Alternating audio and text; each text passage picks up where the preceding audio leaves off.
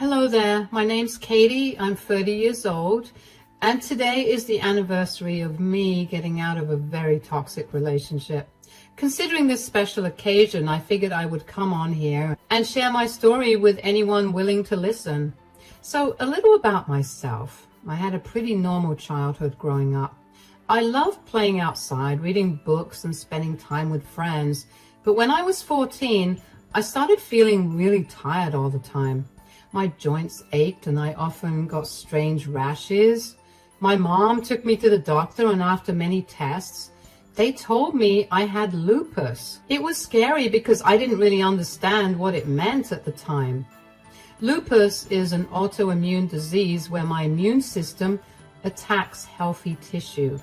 Living with lupus wasn't easy. I had to take a lot of medications and go to the doctor often. Sometimes I had to stay home from school because I was too sick. I couldn't play sports like I used to, and I had to be careful not to get too tired or stressed. It was hard watching my friends do things I couldn't do anymore. But my family was very supportive. They helped me manage my illness and encouraged me to focus on things I could still enjoy, like reading and drawing.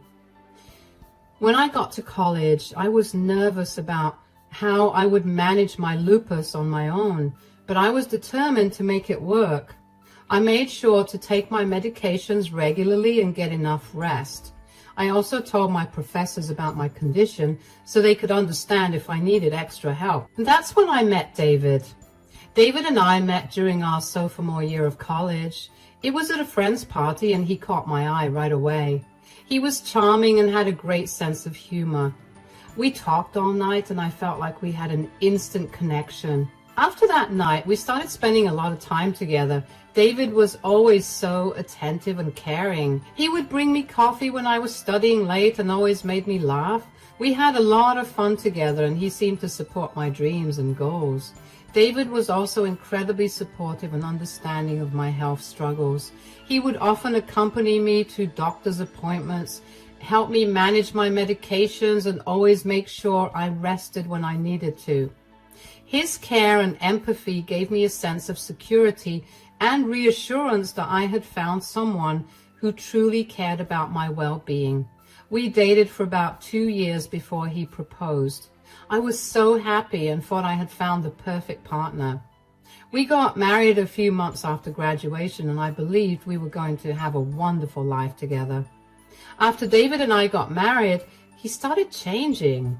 At first, it was little things that didn't seem like a big deal. He would make comments about my clothes, saying they weren't appropriate or that I should dress more like his friend's wife. I thought he was just trying to help, but it made me feel bad about myself. Then, when I wanted to go out with my friends for a girls' night, David got really angry. He said I should stay home with him instead and told me that married women shouldn't go out without their husbands. Feeling guilty, I stayed home even though I really wanted to go. Things got worse when it came to cooking. One evening, I was making dinner and David came into the kitchen. He looked at what I was making and said it wasn't good enough. He threw the food away and told me to make something else. I was so upset because I had worked hard on that meal, but he didn't seem to care about my feelings at all. I reached my breaking point with that, and a few days later, I confronted David about it. Can we talk? About what now? I just feel like you've been really mean to me lately. Mean? What are you talking about? You keep making comments about my clothes. You say they're not appropriate and that I should dress like your friend's wife. It hurts my feelings. Oh, come on, Emma. I'm just trying to help you look better. You should be thankful. Thankful? It doesn't feel like help. It feels like you're criticizing me all the time. You're overreacting. If you can't handle a little advice, that's your problem. It's not just the clothes. When I wanted to go out with my friends, you got so angry. You said married women shouldn't go out without their husbands. You yelled at me for wanting to do something so basic. You made me feel guilty for even wanting to see my friends. Because it's true. You're married now. Your place is with me, not out partying with your friends. But I miss them. I miss having a life outside this house. And I wasn't going to party with them. We were just going to have dinner at a fancy restaurant. It feels like I'm trapped here. Oh, please, you're being dramatic. You have everything you need here. Why can't you just be happy? I try to be happy, but it's hard when you treat me like this. Last night when I was cooking dinner, you said it wasn't good enough and you threw it away. I worked so hard on that meal, David.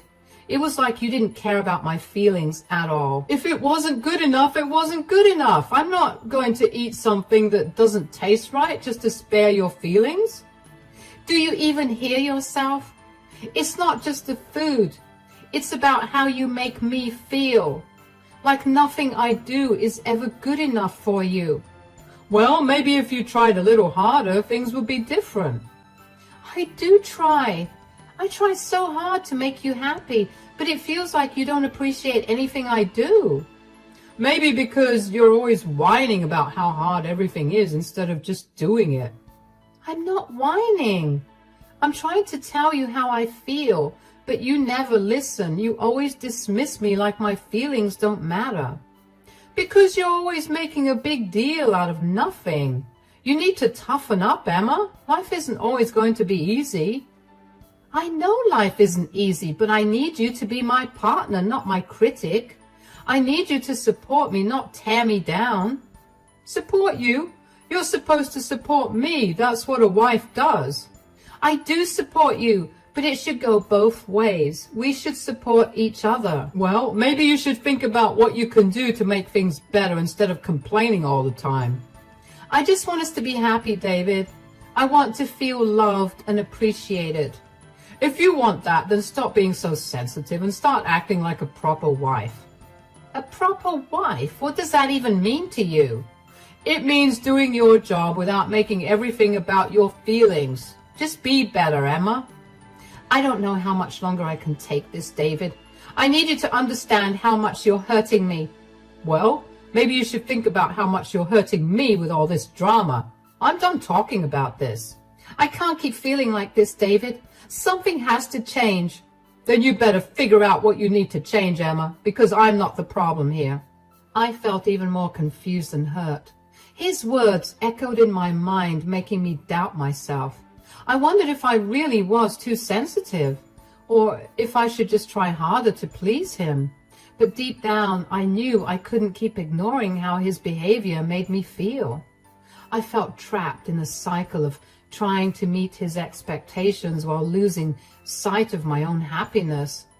It was clear that David didn't see my side or understand my feelings. I felt lonely and unsure about what to do next. I knew I deserved to be treated with kindness and respect, but I didn't know how to make David see that. His dismissive attitude left me feeling small and powerless, wondering if there was any way to make things better or if I would always feel this way in my own marriage. David also started controlling our money. He gave me a small allowance and got mad if I spent too much. Once I bought a new dress for a special occasion and he yelled at me for wasting money. He made me return it, and I felt so embarrassed. David wasn't the same person I fell in love with. He became controlling, mean, and disrespectful. It was like he didn't care about me anymore. I realized that the kind, supportive person I thought I married was gone, and I didn't know how to get him back. David's attitude towards my health condition also shifted. He became impatient with my need for rest and would sometimes belittle my symptoms, saying I was exaggerating or being lazy. He started to question why I couldn't do certain things or why I needed to cancel plans due to flare-ups. It was as if he expected me to just push through my illness without understanding the toll it took on me physically and emotionally. When we discussed starting a family, I was hesitant because I knew pregnancy would pose serious risks due to my lupus. Lupus is an autoimmune disease, which means my immune system attacks my own body. During pregnancy, this could lead to serious problems like kidney damage, high blood pressure, and even harm to the baby. I told David about these risks many times, but he didn't seem to understand or care. David kept pressuring me to get pregnant. We really need to start thinking about having kids. I really don't think we should rush into starting a family. What do you mean? We've been married for a while now. It's time for us to have kids. I know, but you know my health condition. Pregnancy could be really risky for me. Oh, come on, Emma. Lots of women with health issues have babies all the time. You'll be fine. It's not that simple, David. Lupus can cause complications during pregnancy. I could end up seriously ill and the baby could be at risk too. Stop worrying so much. You're overthinking it. Doctors can handle whatever comes up. It's not just about the doctors. I'm scared, David. I don't want anything to happen to me or the baby. We'll take care of you. I'll take care of you. You'll see. Everything will be fine. I wish it were that easy to be sure. I need more time to think about this. We don't have time to waste, Emma. We need to start a family now. Can't we wait a little longer, just until I feel more ready? We've already waited too long. I want a family, Emma. I want us to have a baby. I want that too, but I need to be sure it's safe for both of us. Are you saying you don't trust me to take care of you? No, it's not that. I just needed to understand how serious this is for me. Fine, I'll talk to your doctor then. They'll tell you it's safe. It's not just about what the doctor says, it's about how I feel too. You're being unreasonable, Emma. We've talked about this enough. It's time to make a decision. I feel like you're not listening to me, David. This is a big decision. I need you to respect how I feel. I'm listening to you, but you need to stop being so scared all the time. It's not just fear. It's about my health and future. I need you to understand that. Fine, take your time, but don't take too long. We need to start a family soon. I'll try to think about it, but I need you to be patient with me, David. I'll try, but you need to understand how much I want this. I do understand. I just need time to be sure. Okay, but don't take forever. We can't wait that long. I know. I'll think about it. I promise. Eventually, I gave in because I felt like I had no choice. We tried for a whole year before I finally got pregnant. Every month that I didn't get pregnant, David would get really upset with me. He blamed me, saying I wasn't trying hard enough. I felt so much pressure to make him happy, but inside, I was scared and sad. I wanted to give him the family he wanted, but I also worried about my health and what would happen if things went wrong. When I found out I was pregnant, I was terrified. I knew this would be hard, but I hoped David would be supportive like he used to be. Instead, he became even more demanding. He expected me to keep up with all the household cooking and cleaning. Even though I was exhausted and in pain, he would say things like, "You're a woman, this is your job," and "Pregnant women do this all the time." My lupus flared up badly during the pregnancy. I was constantly tired. My joints ached and I had severe swelling. My doctor told me to stay in bed as much as possible to avoid complications. But David didn't care. He would come home from work and get angry if the house wasn't spotless or if dinner wasn't ready. He would say I was being lazy and that I needed to try harder. As my pregnancy progressed, my symptoms got worse. I was bedridden for most of the day. I could barely move without feeling exhausted. David grew angrier with me. He accused me of being lazy and using my illness as an excuse. "Other women manage just fine. Why can't you?" he would shout. His words hurt, and I felt more alone than ever. I felt useless and frustrated. Every day was a struggle to get through, and David's anger only made it harder. I needed his support, but all I got was criticism and blame. It was clear that he didn't care about me or our baby. He only cared about what he wanted.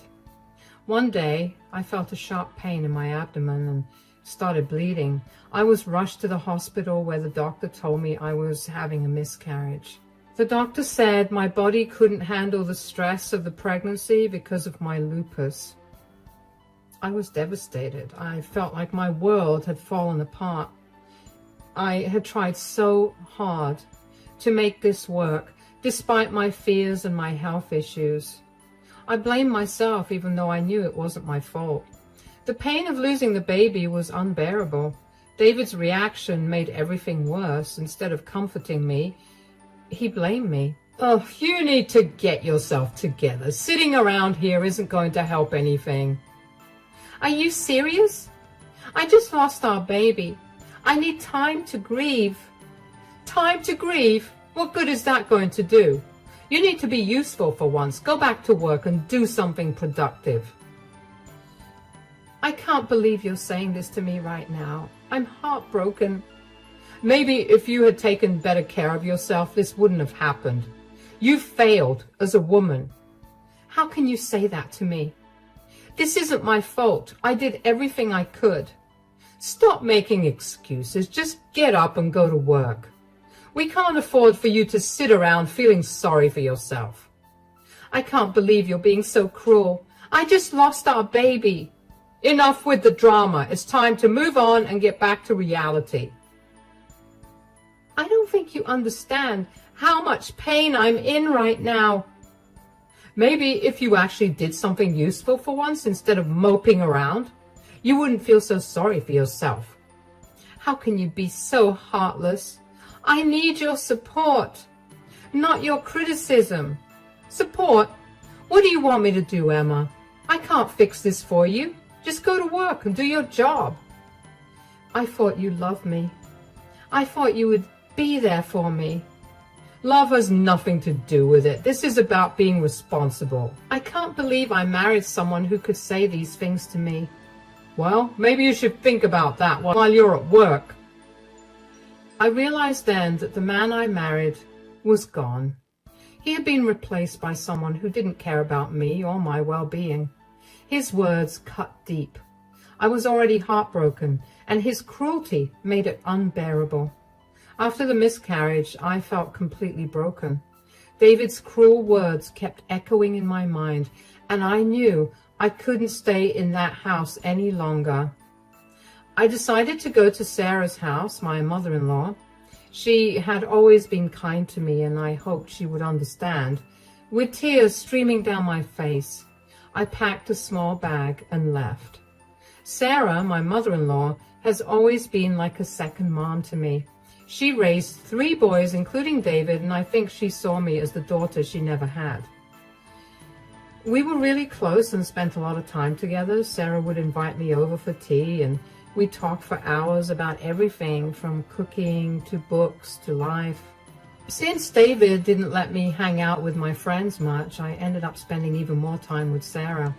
She became my confidant, someone I could talk to about anything. But when David started changing after we got married, I didn't tell Sarah. I was scared that she wouldn't believe me or that it would ruin our relationship. Sarah always saw the good in David, and I didn't want to disappoint her. When I arrived at Sarah's doorstep, I was sobbing uncontrollably. Sarah opened the door and immediately pulled me into a hug. She could see how distressed I was and quickly ushered me inside. Emma, what's wrong? What happened? I'm so sorry for coming to you this way. Oh no, don't you dare apologize for coming to me. I'm glad you came here. Why don't you take a few deep breaths and then you can tell me why you're so upset. Please, don't be mad at me, but it's David. He's been so cruel to me. Ever since we got married, he's changed. He pressured me into getting pregnant even though I told him it was risky because of my lupus. Oh, Emma, why would I ever be mad at you? I'm so sorry. I knew something was off, but I had no idea it was this bad. Go on, tell everything. He forced me to get pregnant, and then during the pregnancy, he treated me so badly. He expected me to do all the housework, even when I was feeling terrible because, my lupus began flaring up, and when I miscarried, he blamed me for it. He said I failed as a woman and forced me to go back to work the very next day. What? How could he say that to you? That's unforgivable. I'm so angry right now. No one should treat you like that, especially not my son. I raised him to be a good and respectful human being. I know. And Sarah, I really tried so hard to make him happy. I did, I swear. But nothing I did was ever good enough. I know you tried hard. And if I'm being honest, you have no reason to try so hard. David was being a grade A jerk and was simply making your life harder to feel better about himself.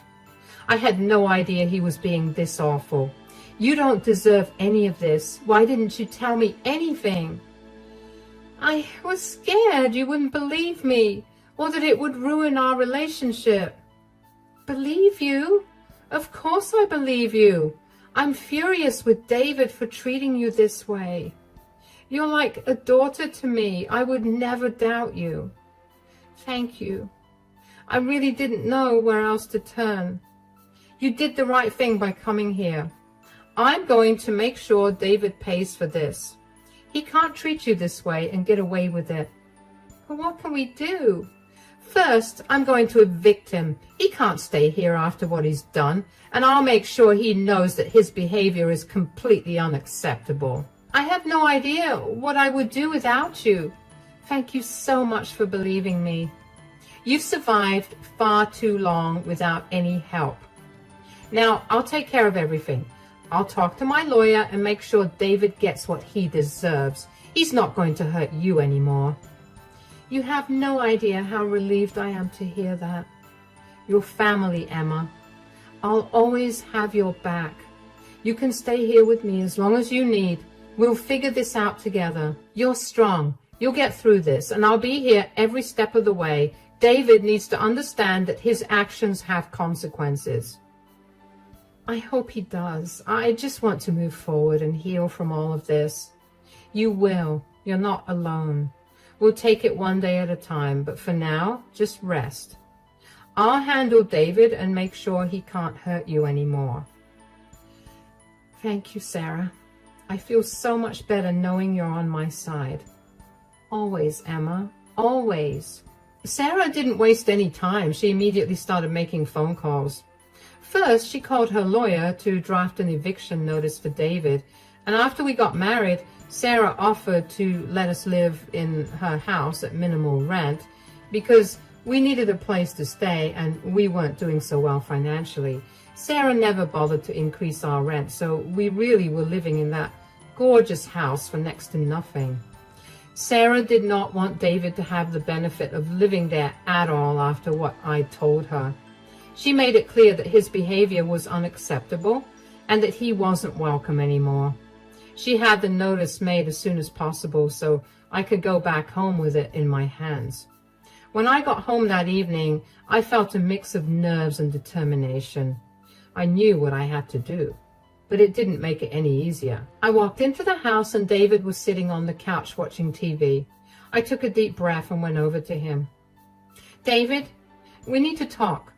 What now? I had a long day. Can this wait? No, it can't. I need you to pack your bags. What are you talking about? I went to see Sarah today. I told her everything and she's evicting you. Here is the eviction notice. You need to be out by the end of the week. You'll get the divorce papers soon as well. You did what? You went crying to my mother? How dare you? Yes, I did. I told her how you've been treating me. She was appalled. She's on my side because she did not raise a pathetic loser who could not respect his wife. This is ridiculous. You're blowing everything out of proportion. You can't do this to me. All I did was ask you to get a job instead of moping. It's called distracting yourself. I'm not blowing anything out of proportion. You've been cruel and heartless. This is the consequence of your actions. You need to leave. And where am I supposed to go, huh? You think you can kick me out and I'll disappear? That's your problem now. You can't stay here. Sarah has made that clear. You're serious? She actually wrote an eviction notice? Yes, she did. You have until the end of the week to pack up and leave. Look, it's even notarized. This is insane. I'm your husband. You can't just throw me out like this. You stopped being my husband the moment you decided to treat me like I was worthless. I deserve better than this, and your mother agrees. You'll regret this. You think you're strong now, but you'll miss me. You'll see. No, I won't miss the way you made me feel. I won't miss the pain and the tears. I'm taking control of my life, and that means you have to go. This is unbelievable. After everything I've done for you, this is how you repay me? Everything you've done for me? You mean the constant criticism, the pressure, and the blame? I don't owe you anything, David. You need to leave. Fine, I'll go. But don't expect me to forgive you for this. You're making a huge mistake. The only mistake I made was staying with you for so long. Now please pack your things and leave. David stormed off to the bedroom, slamming the door behind him. I felt a sense of relief wash over me. For the first time in a long time, I felt a spark of hope. I knew it wouldn't be easy, but I was ready to start over. I was ready to heal and find happiness again. Thankfully, David moved out by the end of the month. He was crashing at a friend's place until he could find another apartment to rent out. But Sarah wasn't done with her revenge yet. The next thing Sarah did was call David's boss, who happened to be an old family friend. She explained the situation and asked if there was any way David could be demoted and transferred to a different location, far from where we lived. His boss agreed, understanding the severity of the situation. David would be sent to a less desirable position in a different city, making it harder for him to cause me any more pain. Sarah also arranged for a restraining order, ensuring that David couldn't come near me or contact me. She wanted to make sure I felt safe and protected. I couldn't believe how quickly she took action to help me. Finally, Sarah spoke to some of her friends in the community, asking them to keep an eye on me and support me during this difficult time. She wanted to make sure I had a strong network of people who cared about me. David's life started to fall apart. He was forced to move to a different city for a less desirable job position. It was a huge step down from what he was used to, and he struggled to adapt. Without the support of his mother and me, he realized just how alone he was. His friends turned away after Sarah told them about David's true colors, and he found himself isolated and unhappy. Meanwhile, I began the divorce proceedings. It was a difficult process, but I knew it was the right thing to do. David tried to fight it at first, but with Sarah's support and the restraining order in place, he didn't stand a chance. The court granted me the divorce, and David was left to deal with the aftermath. Losing his marriage, his home, and his job took a heavy toll on him. He was no longer the confident man he once was. Instead, he became bitter and angry. For me, life started to improve. Without David's negativity, I felt a huge weight lifted off my shoulders. I focused on my health, attending regular doctor's appointments and following my treatment plan. Slowly but surely, my lupus symptoms became more manageable. I found new hobbies that made me happy, like painting and gardening. Sarah continued to be a great support, and we grew even closer. I also reconnected with my old friends. They were understanding and supportive, happy to see me doing better. We started having girls' nights again, and I realized how much I had missed out on during my marriage. It felt amazing to laugh and have fun without any fear or guilt. With time, I became stronger and more independent. I learned to live without David's control and negativity. I focused on my career, working hard and finding joy in my accomplishments. Looking back, I realized that I have grown so much from the experience. Losing the baby was the most painful experience of my life. I felt empty and broken. I blamed myself, even though deep down I knew I had done everything I could. The physical pain was bad, but the emotional pain was worse. I faced one of the toughest challenges of my life and came out stronger. David's downfall was a result of his own actions, and honestly, it was well deserved. I couldn't let his choices ruin my life. Instead, I chose to move forward and build a better future for myself. I learned that I am capable, strong, and worthy of love and respect. My journey wasn't easy, but it led me to a place of peace and happiness. I'm grateful for the support of Sarah and my friends, and I'm excited about what the future holds. I know now that I can handle anything life throws at me, and that gives me hope and confidence for the years